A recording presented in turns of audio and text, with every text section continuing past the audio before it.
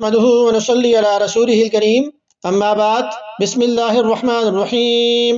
عبداللہ بن عباس رضی اللہ عنہ سے مروی ہے کہ نبی اکرم صلی اللہ علیہ وسلم نے ایک انصاری عورت سے پوچھا کہ تمہارے لیے ہمارے ساتھ حج کرنے پر کیا رکاوٹ ہے؟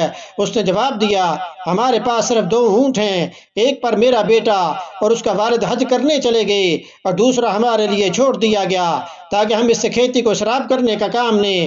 آپ صلی اللہ علیہ وسلم نے فرمایا، جب ماہ رمضان آئے تو اس میں عمرہ کر لینا، کیونکہ رمضان میں عمرہ کرنا حج کرنے کے برابر ہے۔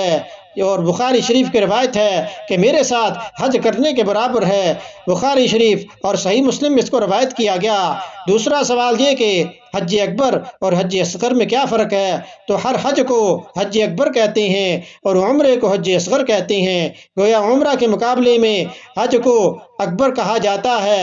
عوام میں جو مشہور ہے کہ وقوف عرفہ جمعہ کے دن ہو تو وہ حج اکبر ہوتا ہے، یہ خیال درست نہیں۔